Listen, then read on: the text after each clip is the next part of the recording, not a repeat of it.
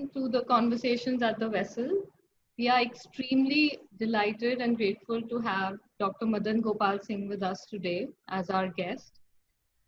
Dr. Singh is a contemporary singer, composer, and lyricist. Prior to embarking on his exciting journey as a musician, he taught literature at Delhi University. He wrote extensively on cultural histories, particularly with reference to cinema and later to Sufism. He has held workshops for various universities on the theme of Sufism and its impact on cultural formations, especially in Punjab.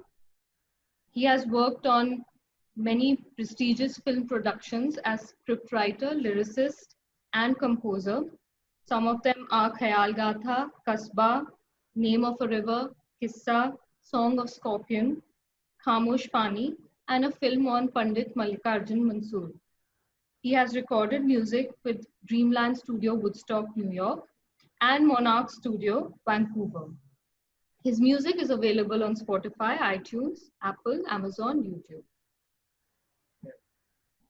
Thank you very much, Madanji. We are very grateful for the encouragement that you're offering us yet again with our initiatives at the Vessel. My pleasure.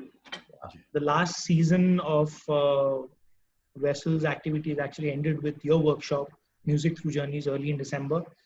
Since then, the climate, the environment hasn't really been conducive for cultural activities, although it's been very active politically.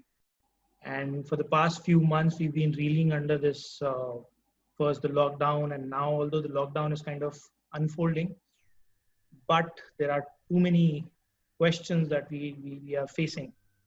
And this series, of course, is born out of those questions, and we hope to get some of your reflections, not really answers, but your reflections on these questions. So thank you again.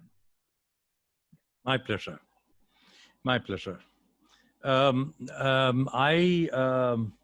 look back at the little 3-day-long workshop that I had at your place, at your office, with very exciting students and professionals, in which we had sort of explored a range of issues,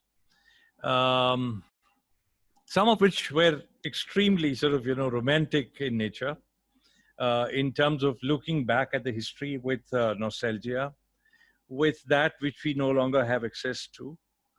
Some of which were very political in nature, how, for instance, culturally, some of our icons responded to difficult situations. And those difficult situations could sort of relate to being hounded because of the ideas that you espoused, or they could also relate to sudden sort of, emergence of or eruption of violence due to a range of reasons, number of reasons, including rapacity, greed, colonization, and conversion, etc., etc. But we also looked at the possibilities of reaching out and starting dialogues, and in doing those dialogues, changing ourselves and changing the other as well. Yeah. So the idea is that you reach out, and you reach out in such a way that your reaching out changes you, and it also changes the other, because the other is also reaching out. Yeah. So continuing from this, what you're talking about was this question of the self and the other in Sufi poetry, and that Sufi poetry talks a lot about the self with respect to the other. And in today's time, that is something that seems to be troubled, because the other is somebody who can have the virus, and the other has to be, in some sense, kept away for their safety as well as ours. So what clues can we take from Sufi poetry for empathy in today's time, to cultivate empathy? Well, there is a recurrent theme which sort of runs through Sufi poetry, right from let's say, the earlier Sufi poets, including Baba Farid and so on and so forth, where, for instance, Baba Farid speaks about reaching out in very bad weather, traveling through slush and mud, and reaching out to the other. Mm. And he says that I have to reach out regardless of what this inclement weather is going to do to me and is going to do to my body. Because this is the affirmation of a bond. And this is the affirmation of a bond which is rooted in love. And that is the first question, that, you know, when you are reaching out, and the idea of reaching out has to do with, you know, throwing, let's say, caution to the wind. Mm. And not being excessively bothered about what it does to you. Yeah. This happens again and again. This happens again and again, not just in Baba Farid. It happens in the question of reaching out. When, for instance, when Rumi says, "Makanam la makan bashad, nishanam bi nishan bashad, na tan bashad, na jan bashad." So I'm not really concerned about these two things. What I'm really concerned about is my total sort of investment in the idea of ishq. And he says, "Na tan bashad, na jan bashad, ki man az jan," my man, that is, that me, ki man az jane jananam, that this me is in the other. Now that's a fabulous thought. Now during these times when it is, first of all, there is the regulated sort of, you know, social distancing. Yes. Even if you want to reach out, Mm. firstly, whether you want to reach out itself is a moot question, and to what extent your reaching out is going to help the other. Yeah. Now, this is a situation which has happened in the past, in our history, because pandemic is not something that has happened today. We are familiar with both the plague, and we are familiar with tuberculosis, and I'm sure there were many similar pandemics. I mean, in my family, there have been deaths due to tuberculosis and smallpox. My elder sister succumbed to smallpox. One of my buas also sort of, you know, died due to smallpox. Both my grandparents, my dada and dadi, they fell to tuberculosis. But the point is, and I think this is an important point, because there were people who were reaching out. There were people who were willing to help. But no matter the degree of caution that they you know, took, they were still exposing themselves to the risk of being stricken. But they were doing some very interesting things. And the things they were doing were, A, reaching out to them through narratives. The person is completely devastated. The person is pushed to the edge of death. The person is no longer certain whether the person is going to survive or not. So the other person reaching out to such a person with a narrative, and a shared narrative of a memory which sort of, you know, which is, it is not just memory in our life.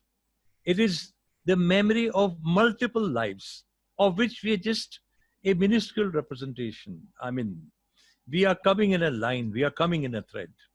So they reached out, you know, through stories, like Kathakari can be one, like reading out a Janam Sakhi can be another, like, you know, and these are not all moral stories. These are also stories which are fun stories. These are stories which are stories about departure, about coming, about birth, about celebrations, rites of passage. And singing. Music was a very, very important component. So this is one way in which they reached out. The other way in which they reached out was far more direct, in the sense that we were trying to bring help to these people. in terms of medication, in terms of food, in terms of looking after their comforts wherever they were, placed. I was reminded of, let's say, in the 19th century, late 19th century, and early 20th century of Pingalwadas in Punjab. I was reminded of Paikanaya, that is in the late 17th century and early 18th century. I was reminded of a range of people from the Christian tradition.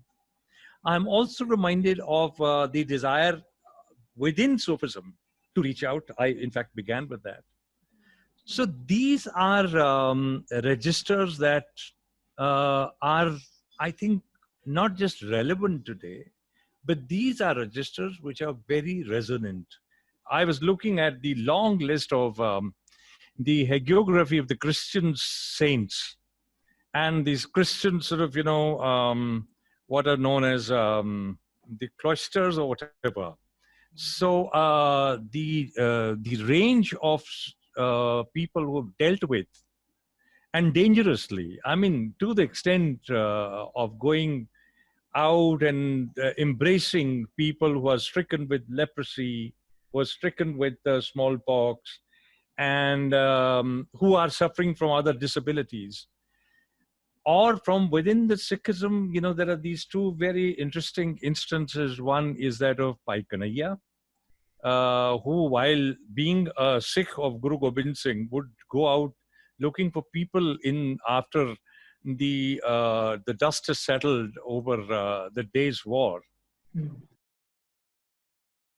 And he will go out looking for anyone who was injured, and not just the Sikhs, but anyone who was injured. And he would sort of, tend to the one who was suffering or who was grievously injured, maybe sitting down by his side and, giving him some kind of solace or telling him a story or something. And very lately, now, for instance, in the 20th century, in fact, earlier than 20th century, we had this very strong institution of Pingalwadas. Pingalwada is an institution that dealt with the questions of leprosy at a spiritual level.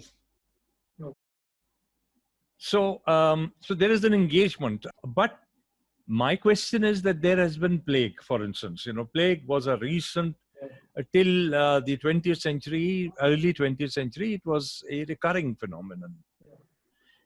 If it was that the frequent recurrence, then how is it that there is no reference to that within the sort of larger sort of body of work which the Punjabi Sufi poets produced?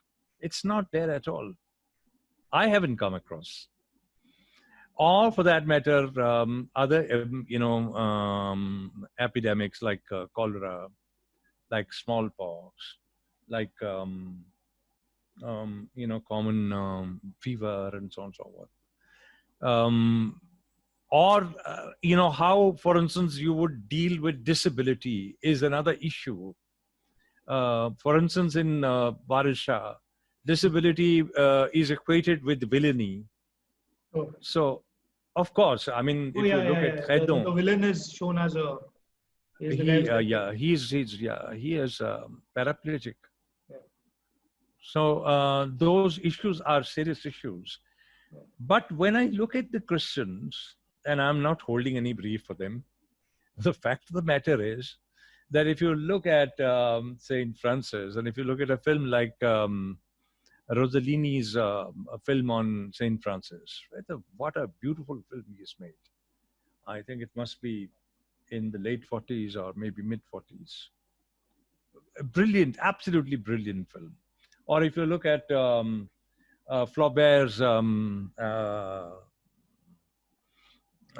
little novelette on Saint Julio, the hospitator, where he's again sort of going out and embracing the people stricken with leprosy. Or very recently in Kolkata, there is this lady, Mother Teresa. And then the very vibrant sort of, this institution of Pingalwadas in Punjab. these are very, very, I mean, we would not go anywhere near a Pingalwada. I mean, I was born in Amritsar, but we were given very strict instructions to sort of, escape, to avoid going anywhere near that. Tuberculosis was another epidemic. If you know, in the beginning of the 19th century, around for the First World War. So there was a kind of sort of uncontrollable sort of spread of tuberculosis. My grandfather and my grandmother both succumbed to tuberculosis, Oh. but they were very, very brave uh, uh, people from the community. And here I will say that both the Sikhs and the Hindus, because if you go to the Pingalwada is not run only by the Sikhs. There may be the head of that, maybe a Sikh. But there is a large sort of, body of Punjabi Hindus who are part of this. Okay. So it's a larger community which is participating in it. Yes, of course. Not necessarily segregated by religion or... No, it is not. It is not. I mean, I have nothing against religion coming out and sort of, serving people. Yeah. So whether it is the trigger is in Sikhism or is in Hinduism, as long as people are coming together and setting up a space where we are, organizing food for them, that's the least that we can do. More importantly, we are organizing medicine. And even more importantly, we are going out in search of possible medicines that might evolve, that might eventually happen. So these people are traveling also. They are going far and wide. Of course, the scientific temper is not as minutely and as comprehensively developed as it is today. But these people are worried. They are going, they're looking for possible cures to tuberculosis and plague. These two were very, very, at that time, life-threatening. In fact, life-threatening care. I mean, tuberculosis was a huge killer at that time. In fact, even now it is one of the biggest killers. It is. And when it comes to larger sort of, melodies, and I mean, I can tell you about my own case. I mean, there are secular sort of, spaces where people come together and they want to help people. I mean, in Delhi itself, there may be 3-4 such very interesting sort of spaces where people are out to help people suffering from cancer, for instance. So that is another thing. Yeah. And of course, I know of a few people who would go to people who are terminally ill. They'll go there, they will read out stories, they will sing for them, they might even coax them into dancing with them. But I think we have to not merely speak with the people who are suffering, but also to people who are incarcerated. Yes. And who are sort of, living in a continuous state of creative limbo. There is an impasse. And I think that impasse also, because Corona has also created a different kind of an epidemic, a different kind of a pandemic, and that is the pandemic of creative suspension. Yes. How do we break that? Absolutely. How do we break that impasse? How do we break that limbo? So that is another very important question. For instance, when this thing happened, I was into a very wide range of books. I had almost 40 books sort of laid out, and I was sort of, jumping from one book to another. I was looking at the travels of the Sufis from Central Asia, and you know that. When I actually came to the workshop, I was very excited. At that time, I was reading about all these people traveling from Uzbekistan, coming from Samarkand, coming from Bukhara, Balkh, and Sistan, or Marband, or going to Turkey, Konya, or Baghdad, and so on and so forth, coming to Punjab, Lahore, or Kasur, and all that. Suddenly it occurred to me when it started and I was incarcerated. The whole idea of engaging with books, which seemed so exciting, suddenly became like a burden. I felt as if somebody was forcing me now to read those books. And that state continued for about 15 to 20 days. I felt really sort of, because I felt really helpless. But then I had to sit down and I had to look at my own work in terms of music, in terms of what I had written, in terms of the films of which I've been a part. And I started looking at technologies also. Let me also tell you that Corona for the first time pushed me in the direction of looking at technologies of dissemination. I had never initially recorded my own music. I had never put together video montages to make my music available to people. This was very fascinating. I'll give you one example. I created a video of my singing at home. And this is not a professional recording in a studio. I'm sitting at home like I am right now. And this is my harmonium. And I begin to sing. And I record this. Having recorded this, I just put it on GarageBand and I just equalize. I have never done this before. And I'm sort of, now I'm in a blind alley and I'm doing this. And initially it was very, very difficult. It still is. I mean, I'm still an amateur. But once I had arrived at one degree of equalization where I thought that, this is the sound I want, then I went to the next step. I thought that now I must share this music. In order to share that music on Facebook, I had to come out of the audio mode and put it into the video mode. I had two options. One option was to just create a card and to sort of, to take a picture of that card and put my music on that. That didn't seem very exciting. I wanted to deal with ecology. I wanted to deal with questions of, human suffering. I wanted to deal with questions of, reaching out and so on and so forth. So I started creating video montages.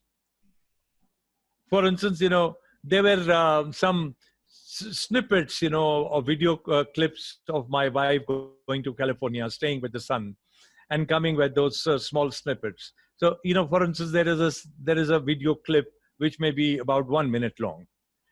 So my song is about 10 minutes long. So what do I do? So what I do is that I'm working with technology. I slow down the video. So 1 minute and 30 seconds, suddenly it becomes 5 minutes. I slow it down further, it becomes 10 minutes. And I put my song against that. I convert it into a certain, light tonality, which is very close to the spirit of my song. Having done that, I begin to translate.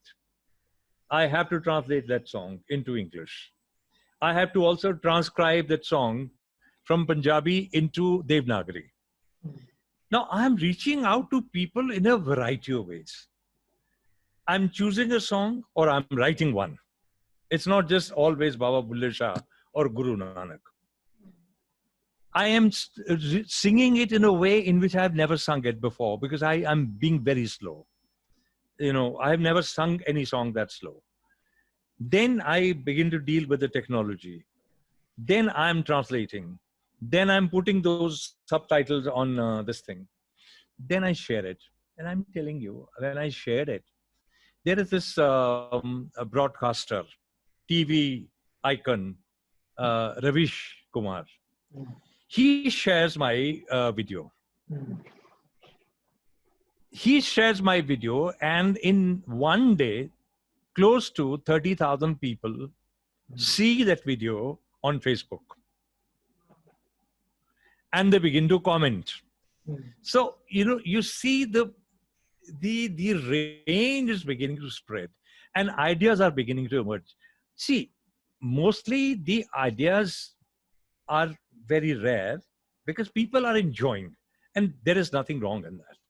I mean, one is that you have to spiritually reach out. That experience you don't have to always put down. It is enriching my soul. That's it. The other is that there are some comments which are comments very, let's say, thought-provoking and philosophical. So there is an exchange which is building up. Some of my friends who were sort of, my own Facebook, this thing had about 3,000 people sort of, reaching out. So when this is happening, some of my friends there, they had either recovered from Corona or their relatives were in hospital. They were sort of, now trying to deal with this new body of work. In fact, I consider this to be absolutely new body of work because I've never done this. I mean, I have, as you have mentioned, I have recordings of Monarch Studio and Woodstock's Dreamland Studio. When Corona happened, I took out those files from Monarch Studio and from Dreamland Studio, and I started tweaking them. In tweaking them, I'm telling you, I started creating music that I never expected I would one day in a state of this kind of incarceration. So I have a feeling that although I'm not directly able to go to the hospitals, I'm not able to meet these people, there is a way in which I'm reaching out. There is a way in which I'm touching them. And I'm, although it is not the same thing as, for instance, the nurses from South India, putting their lives online in dealing with these people, and so many doctors and the other, staff.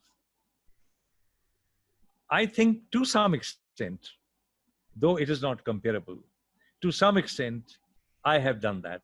But this is not the only thing. What you are doing is the other thing.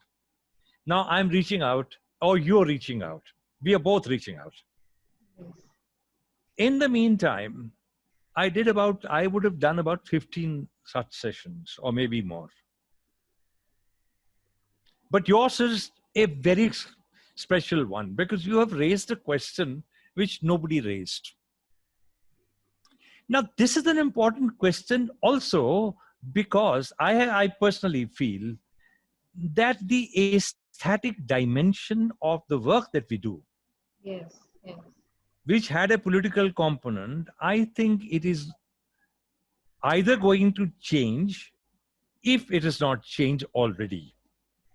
I have a feeling that life is going to be drastically different if and when Corona ends.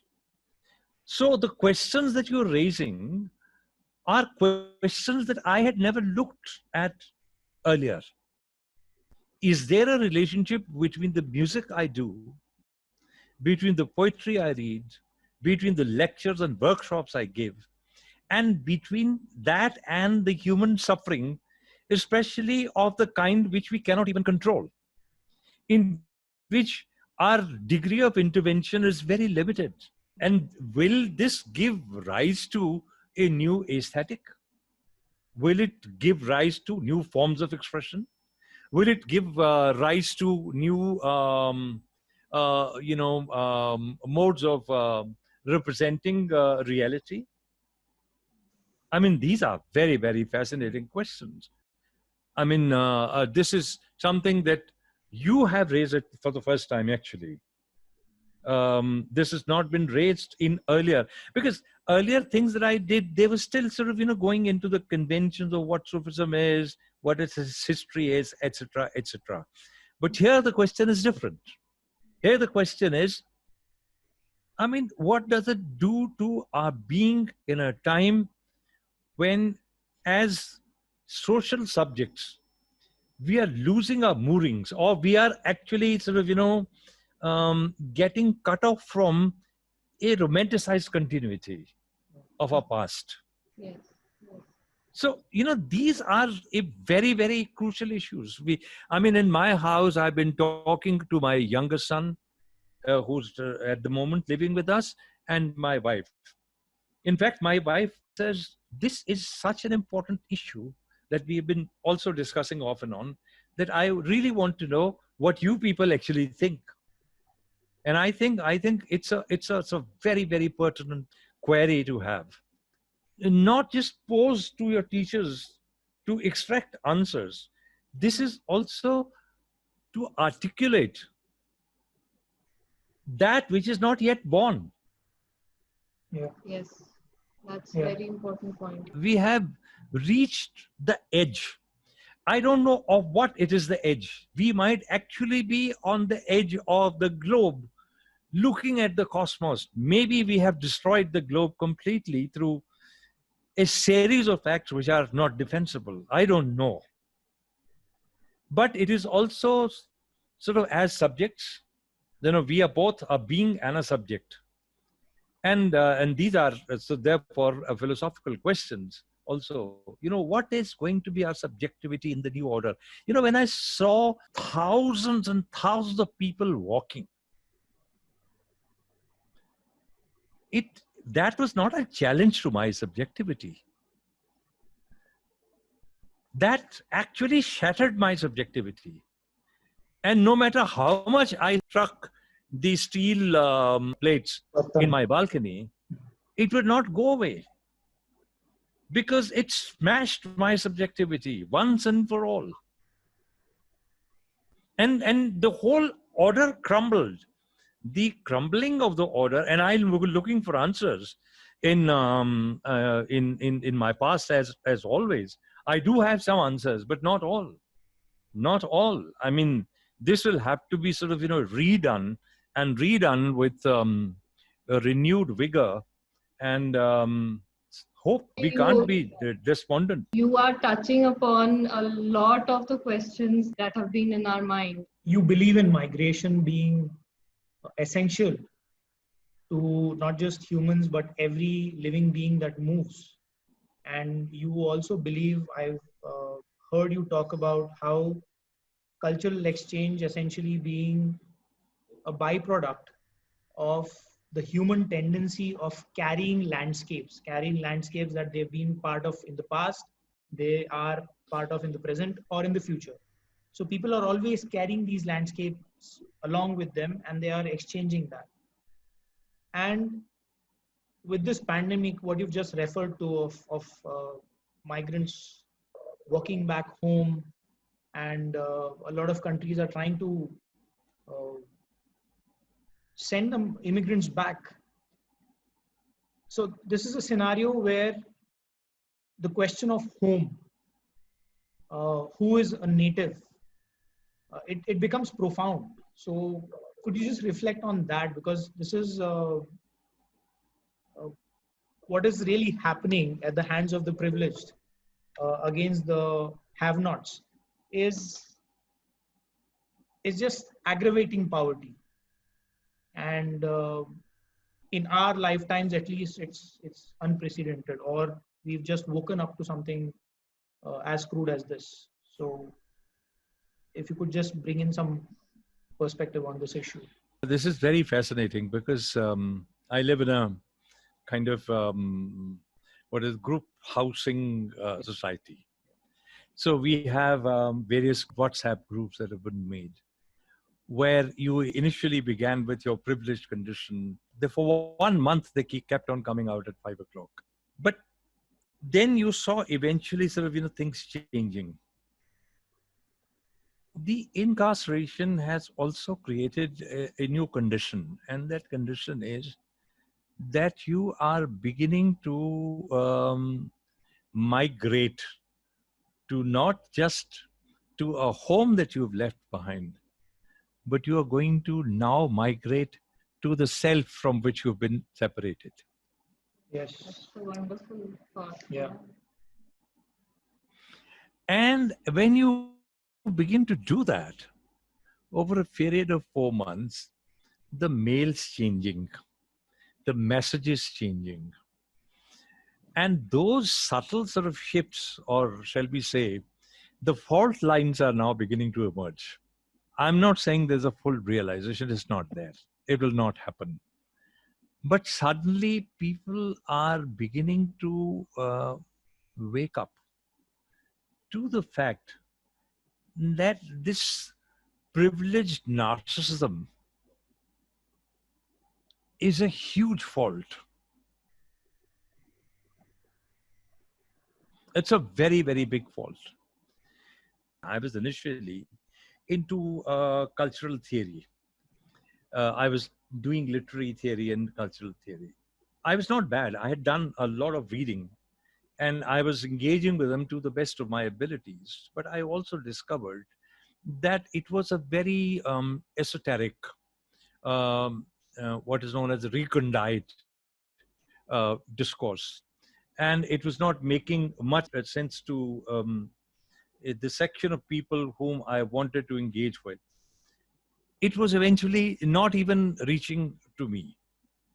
It was happening at a time when I was seeing a lot of social and political discord beginning to emerge. The earlier structures of family had collapsed. When I was born, which was within 3 years of India's independence, and we were still living by the larger body of a family structure, which is cohesive, which is somehow contained in some form of harmony, although that was a myth. And I'll tell you why it was a myth. But we were living with a Bapu, and we were living with a Chacha, we were living with a Maulana, we were living with a Sardar. So these are very concretely etched family and clan structures. Bapu Gandhi, Chacha Nehru, Maulana Azad, Sardar Patel. But these structures crumbled after we lost to China. Bapu getting shot right in the beginning, Chacha becoming paralytic, Maulana dying somewhere, and Sardar Patel actually passed away much earlier. After that, the family structure has disappeared. If you look at the popular cultural formations, you will find that for almost 10 years in the 70s, there is a hero whom we call the angry young man, who is actually looking for the father. That's crazy. Actually, in the number of narratives that are emerging, he is a bastard. I mean, in a kind of value There's a and huge a very question around his legitimacy. Yeah. So there's a question of legitimacy, and he's looking for a father. Yes. So this is the time when so many politically disquieting movements were, beginning to take shape. Of course, JP's movement is there, the Naxal movement was there, but there were localized movements, like in Punjab, there was this Anandpur Sahib resolution, which was suddenly raked up. Earlier, there was Punjabi Suba movement, and we were beginning to see a very disturbing emergence of a dissonance in and the cultural fault lines, the socio-political fault lines were now beginning to be underlined in ways which are very violent and very disquieting. In Punjab, it was beginning to happen, and in about 5-6 years, it was beginning to happen in Kashmir. So when all this is happening, my only recourse to sanity was to look away from the sort of cultural theory that I was doing and to look at the new possibilities in ancient texts. And I actually arrived at 2-3 conclusions at that time, which over a period sort of, got refined. These 2-3 conclusions that I drew at that time were: A, that we are always in media res, that we are in the middle. Linguistically, culturally, existentially. We are in a state of transit. Transit is our home. This is the lesson that I drew from Guru Nanak, from Ravidas, from Kabir, from the Sufis. This whole idea of being at an airport, in transit, coming from one place, taking a flight to another, going to a land which is not your land, or even if you arrive in a new home, what are the texts that surround that new home? Who are you surrounded by? I'm telling you that when we came and set up our little house in Karol Bagh after the partition, it was a refugee colony. And there were people who had come from Multan, who had come from Quetta, who had come from Rawalpindi, who had come from Lahore and Lalpur, people from Gujranwala, and so on and so forth. And believe you me, there was a huge amount of tension between these small groups. And who was resolving these tensions? The children. Their children and my parents' children, that is us, we would play together. And in playing together, we were evolving a new way of reaching out. They brought their Multani and we brought our Majali, and this way of reaching out created a new linguistic media res. So we were residing in the middle. When we say that we are in a state of perpetual exile, or when Rumi says, Makanam la makam bashad, Nishanam bi nishan bashad. He's not saying that there is no house. He is saying that there is a house. But the house itself is the coming together of so many multiple texts. And you have to reach out to those multiple texts. What Corona has done is that your status as a taxpayer is a bogus status, because you become a taxpayer because there are certain activities from which you are saved by the people who come and serve you at your home. These are cooks. These are people who wash your clothes. These are people who come and wash the utensils and who do the general sort of, housekeeping. So suddenly you find that your status itself is sort of, very it is no longer a stable status.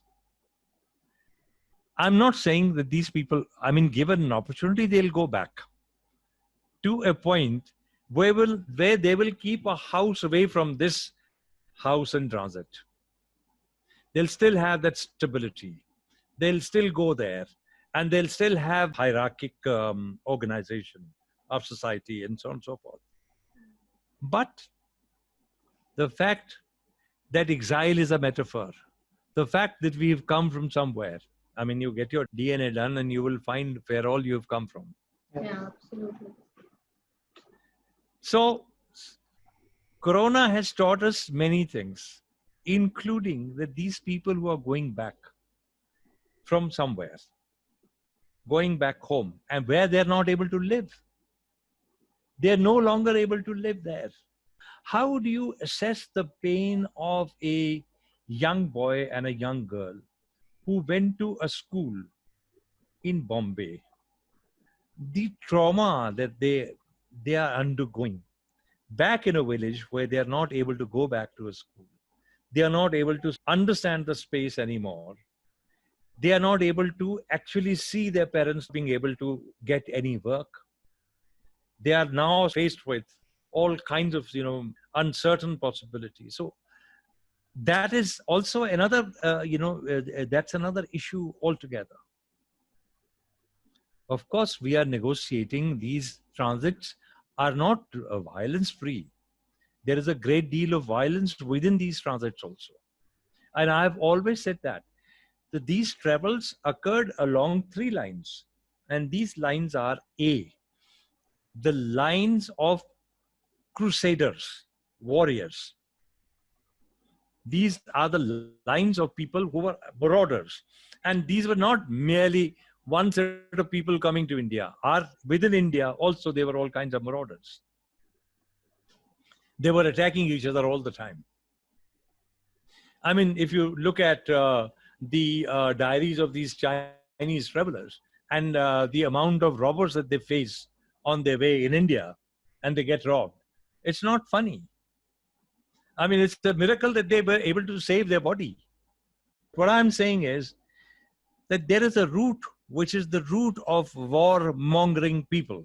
For them, setting up a route is important because it will open up other possibilities, and other possibilities are the possibilities of trade.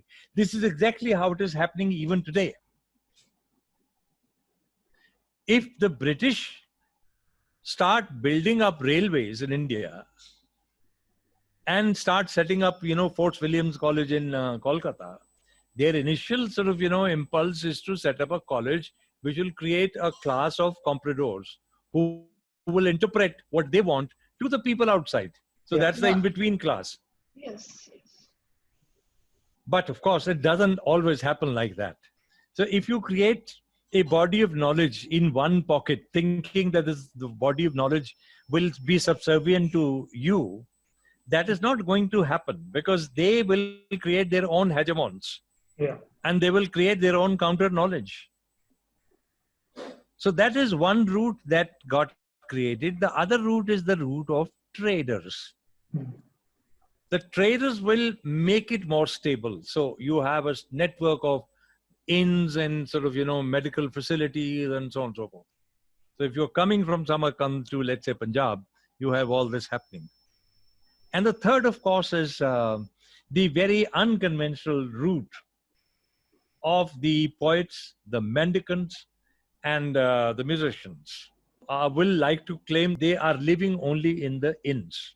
They are going nowhere else. I mean, till today, if we go, for instance, to perform in Canada, we will stay in maybe Airbnb. Bilkul. And my team will be very happy. They'll be very happy with this kind of a transit. And they will always they will always say, Chacha, let's hire a van and let's be on the highway. And let's go singing. And let's pitch our camp tent somewhere, or we sleep in the van. If not, we'll find a cheap motel somewhere. But what I'm saying is that there are these 3 routes. So the levels of stability will keep on becoming thin and thinner. I mean, the war-mongering people will have much greater stability, but also quite a lot of threat. The traders will have absolute stability, and they will know how to buy their peace. Because their money, they'll buy peace. The mendicants, nobody is going to rob them. I mean, all that they can do is to, break their instruments, maybe. But they'll still find a jugaad. They'll still find a way of, putting it back, with some glue, repair it, and then sort of, play it. I mean, this is how I imagine Guru Nanak and Mardana would have traveled. I mean, they didn't have money. So obviously their instruments would have become really old and fatigued and worn out, and they would have a problem buying new strings. So they would have managed with whatever little they had. So when we are in a state of creativity, our needs are less. I'm telling you, we are in a state of homelessness. Okay, you become a jogi and you go out into the village and you beg. You eat whatever is available. This is what Ranja is doing. This is an important lesson. On the path of love, you have to become the exact opposite of what you were.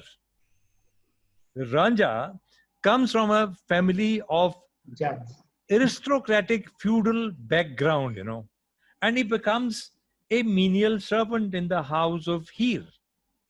He becomes a cowhand. Punnu of Sassi Punnu is a prince from Balochistan, on the borders of Iran and Balochistan. And he comes and he becomes a Hoth, Hato, you know, one who carries luggage. And then the Hikka Surat, Hoth Punnu Banaya hai. You know, you have to become a Hoth. You know, you may be prince, but you have to become a Hoth. And look at Mahibal. He's from a very, very rich family of traders. You know, ceramics ka kaam hai unka, and their fame has spread far and wide, so far and wide, that their work is in demand in Delhi's Mughal court. And he has come to sell his stuff here. On his way, he wants to go and meet this Mr. Tula, who is the father of Sohini, who is reputed to be a great sort of potter. And he goes to his wheel and he's not able to disengage himself from the wheel, and he becomes a servant there. So the idea of Ishq mandates becoming the exact opposite, becoming the other completely and realistically. I mean, in material terms. और कोई तरीका नहीं है. So इश्क is no longer negotiable. So otherwise इश्क क्या है? Otherwise तो ऐसा ही है कुछ. मतलब I don't think it makes any sense otherwise. So the transit जो है, see, in the case of Ranja, you cross the river. But in crossing the river, what have you done?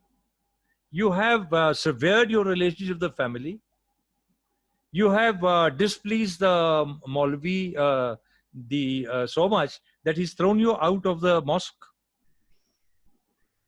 You have actually displeased the boatman also.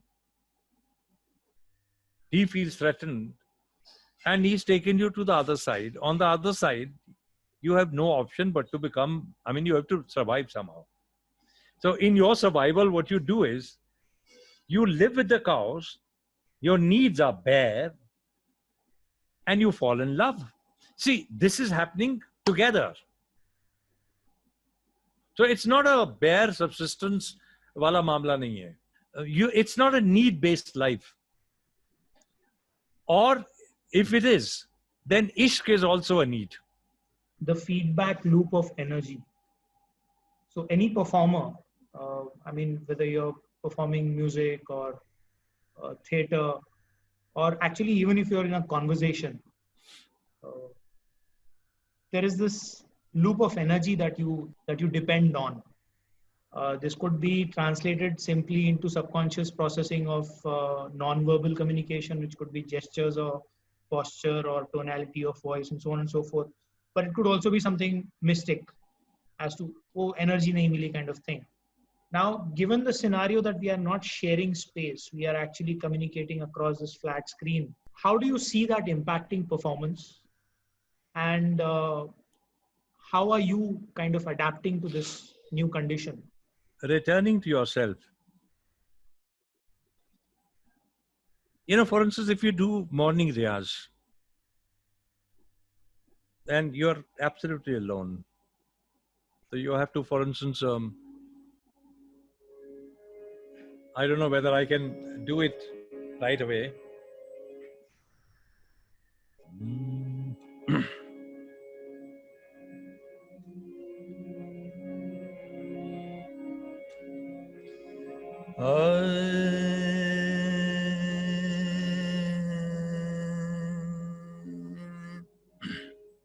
So what is happening here is I'm following my own sound in a way in which I don't when I'm sitting on stage. So there is a difference between the performer who is actually sort of, looking at a multiple energy which is sort of surrounding him of people, and he's reaching out. The opposite of that is that I sit alone and I'm trying to reach out to myself.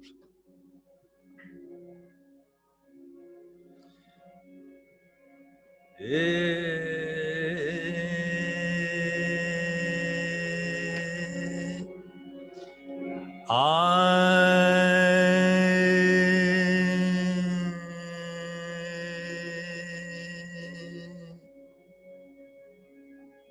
these are basically मैं अपने को सुनने की कोशिश करता हूँ. So what can happen is that initially it might shake a lot, and there is no text in this.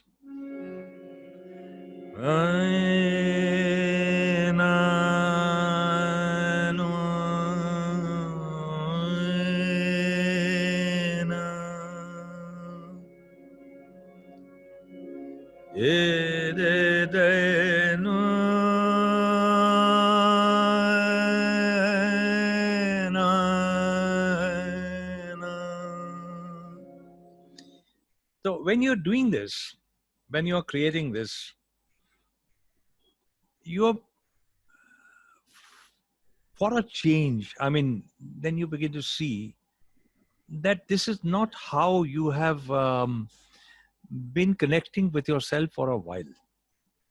Initially in the morning you do riyaz और उसमें एक फर्क है,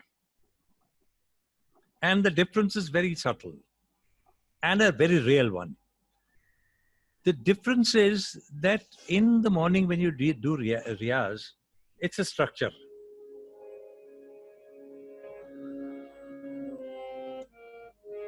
Sa ni da pa ma ga re sa, ये है ना. मैं जरा इसको उतार लेता हूँ क्योंकि it creates a problem for me. Sa ni ni ni ni da pa ma ga re sa.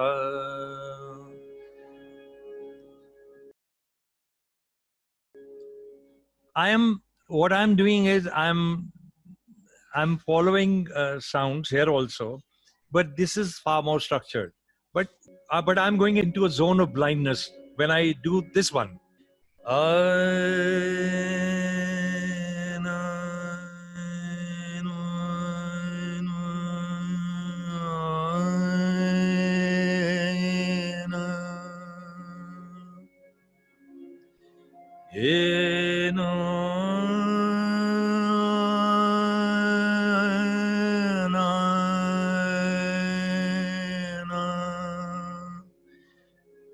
At the moment, I'm a little conscious, but I might actually do things where I may not succeed, for instance.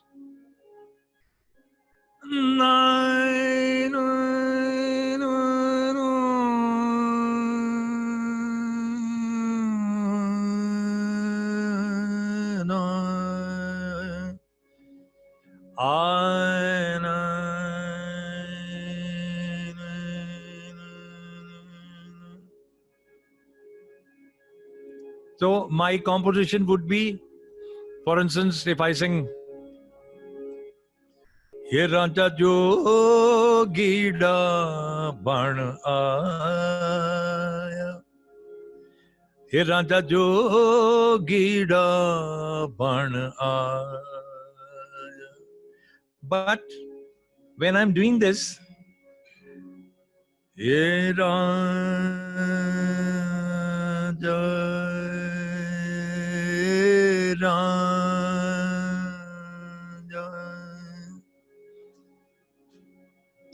Raja Jogida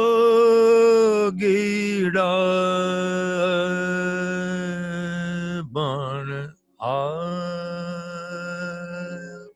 It is giving me a space in which I can sort of do a lot more play than I ever would. For instance, it's just happened that I just started singing Raja Jogida, but I might start doing something else. So the zone of blindness here, for me, is far more easily accessible, or less embarrassingly accessible than it would be in a performing space. What happens in this is that I might actually, there is no guarantee though, but I might stumble upon something very exciting. it might come for about 5 seconds, but it might give me a lead for a new composition. So I might sit down. That composition, what happens is that the composition is there and you get caught. And this is exclusive, Corona exclusive, because otherwise I don't get this time. That's wonderful. Otherwise I'll get up in the morning. Sa ni da pa dha ni sa. Sa ni da pa dha ni sa ni da pa ma ga. Da pa ni da pa ni sa ni da pa ma ga de sa. बहुत ज्यादा होगा तो फिर वही मैं exercise ले लूंगा. सा रे गा मा सा मा रे सा गा सा नी रे गा मा पा रे पा गा रे सा गा मा पा दा मा गा पा गा रे मा पा दा नी मा दा मा गा पा दा नी सा पा सा दा पा नी मा पा दा नी मा दा मा गा. Now this is the daily riyaz that you need to do. But this other thing is actual, zone of blindness. And this zone of blindness has become available because of Corona.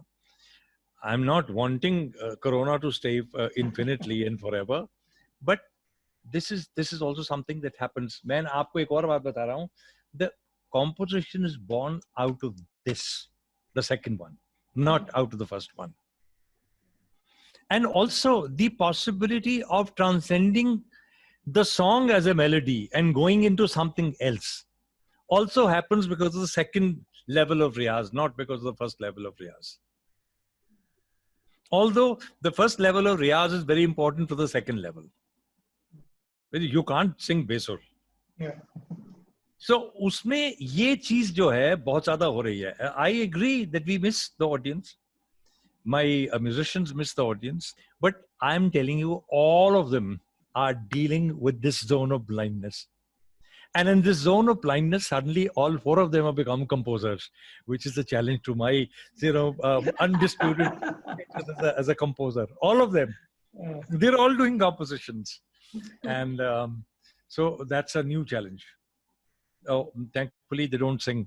So otherwise, you never know. The last question would be a question on ecology.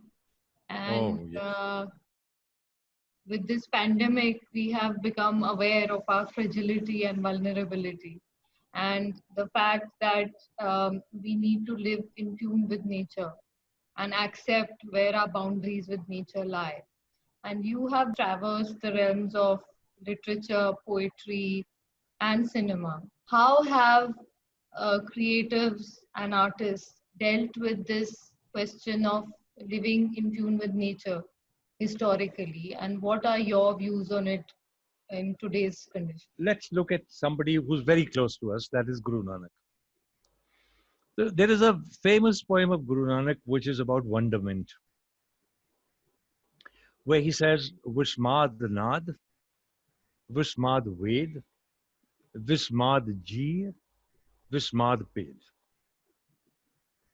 Vishmad is wondrous, is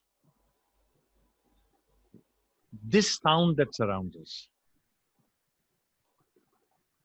So there is a sound that surrounds us. Wondrous is the sound that surrounds us. Vishmad Ved. Wondrous is this knowledge that so spontaneously emerges. Vedas are considered spontaneous knowledge, like the Genesis, the whole theory of the emergence of the universe. Vishmad Nad, Vishmad Ved, Vishmad Ji. Wondrous is this multiplicity of life. And we have to celebrate. This is what Guru Nanak is saying. Vishmad Ped. Wondrous is the difference. So there is no idea of subjugation.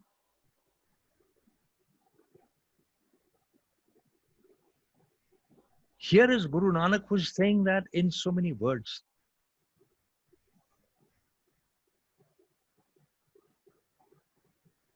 So when we are singing, for instance, when he goes to Jagannath and he begins to sing that Aarti, standing in front of the temple with his Muslim friend Mardana. And what is the Aarti? Aarti. Why is that Aarti so important? I call it the ode to cosmos.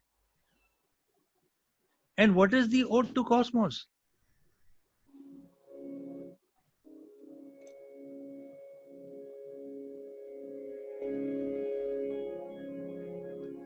गगन में थाल रव चंद दीपक बने गगन में थाल रव चंद दीपक बने गाइए जरा गगन में थाल रवि चंद्र दीपक बने क्या बात है तारका मंडल जनक मोते धूप मन ले आलो पवन चबरों करे क्या बात है सगल बन राय फूलंत ज्योति. This is an ode to ecology. This is an ode to cosmos. Gaganamay thal ravichanda deepak bane. I am at harmony with this entire cosmos. I'm in a state of harmony. And this is how I would like to pay my obeisance to you. That this Gagana, this entire firmament, is like a salver. And in that, Ravichand Deepak Bane. And in that, I look at Ravi, that is the sun, and Chand, that is the moon, as lamps. Gaganamay Thar Ravichanda Deepak Bane, Tareka Mandala Janak Moti.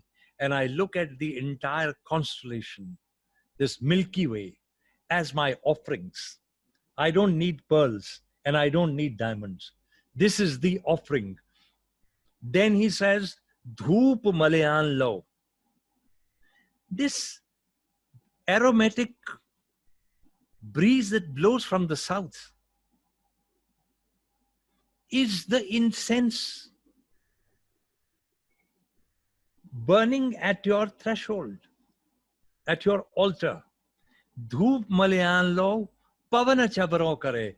Chabar, you understand. You know, when we, try and sort of, do a little bit of penning of the spiritual being.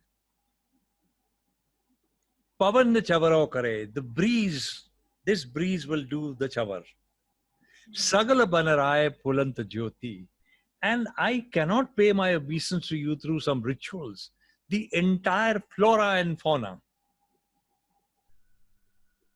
becomes, that is my state of wonderment, in front of you.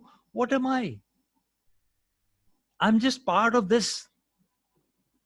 And just look at the magnificence. Then he says, Kaisi aarti hove,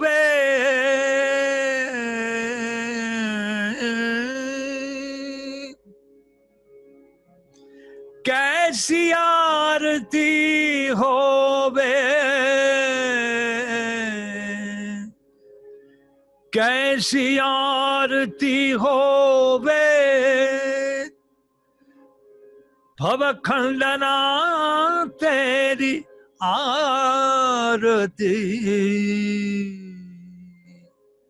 Anahata Shabd Vajant Bheri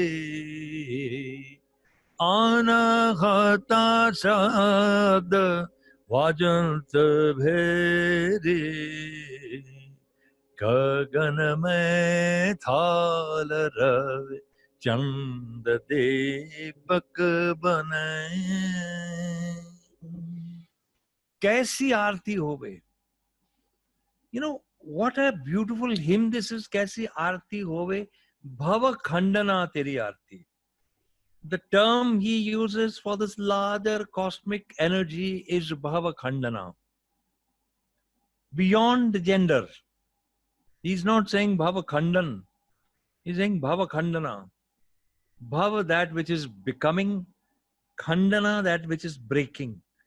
So this is this is the whole sort of, ontology and the whole dynamics of becoming and disintegration. This whole cosmos is like that. Or the other sense is, you who vanquishes fear. कैसी आरती होवे भव खंडना तेरी आरती, अनहता शब्द, unstruck sound, anahata shabd vajant bheri. It is sort of, abounding in these vaults. Very similar to Kabir. When, Kabir also...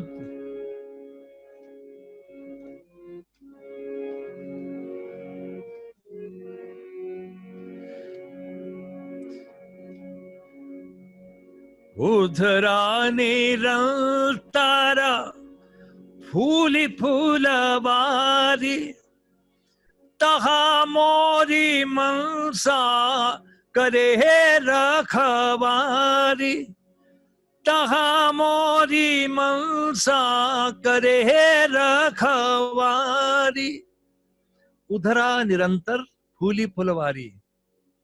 In this surge of continuity, and this is, what is the ebb, and then sort of, it goes down and comes up again. Udhara nirantar phuli phulwari. In this cycle of continuity, spring has come to this phulwari again. Taha mori mansa kare rakhwari. And this is where our responsibility to ecology is. Taha mori mansa kare rakhwari.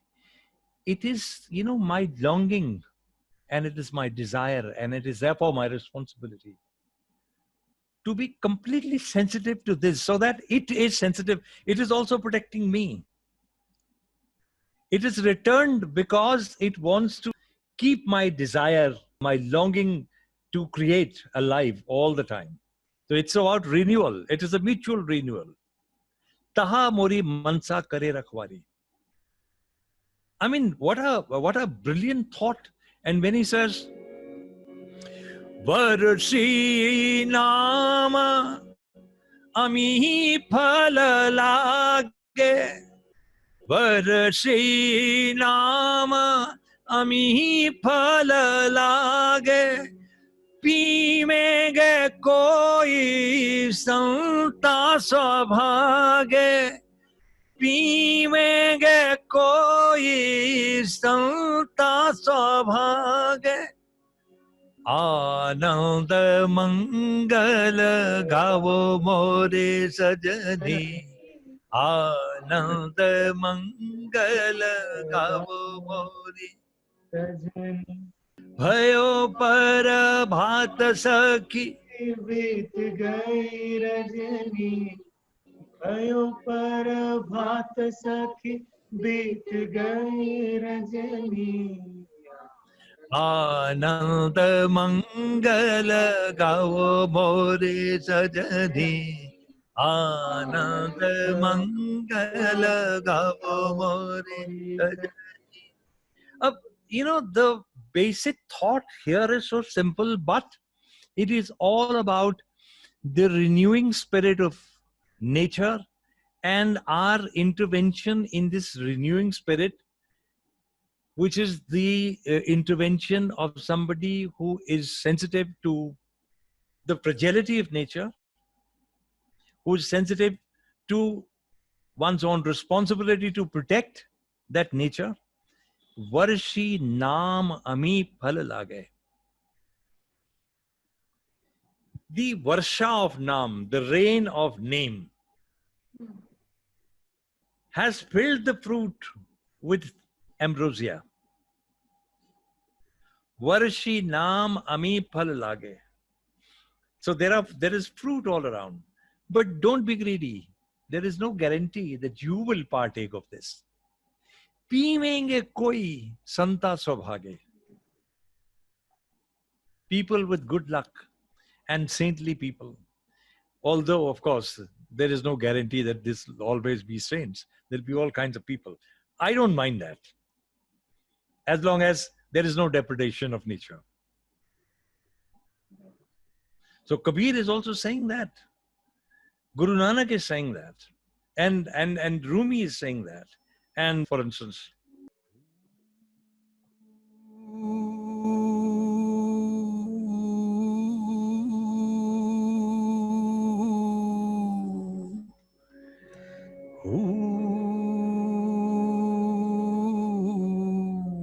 Allah, Allah, Allah, Allahu, Allah.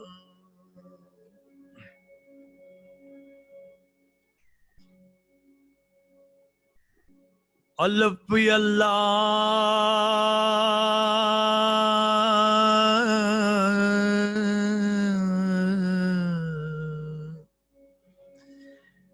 Jambe di booty.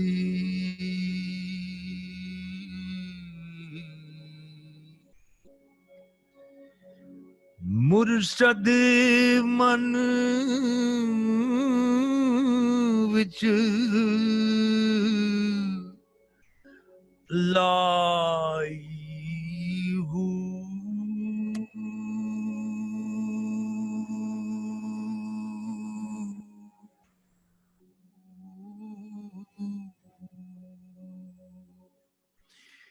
This is a very profound thought. The whole idea of the Almighty and creating parallel to that a fragile sapling. The very beginning of Sufism is rooted in this. That you begin in the very beginning from Alif to Allah, the Almighty. But my Murshad has just planted a very fragile sapling in my heart. And it is the name of Allah, which is the fragile sapling. Alif, Allah, Chambe di Booty. So, this is the paradox. The Almighty and that which is no might. He did not plant that thing in your heart as something which is preordained, which is decided always already, as something that will be very full of might. You have to nurture that booty with the water of fullness and void. And you have to then finally pay tribute to people like your gurus who created this sort of, this space of resonance. He's not even saying that, they gave me knowledge. He's going beyond knowledge. Likewise, you have to go beyond the song. When they say, Pad Pad Ilm Hazar Kitaban, they're not anti-books. When Hazrat Sultan Bahu says, Pad Pad Ilm Hazar Kitaban, Alam Hue Sare Hu, that people have read 100,000 books and they've all become very intelligent. Ek harf ishq da pad na janan, bhulle phiran bichare hu. One harf, one word of love that they don't know. Bhulle phiran bichare, matlab dhai aakhar prem ka padhe so pandit hoye. Kabir. So, this is there right in the beginning. They're not anti-books.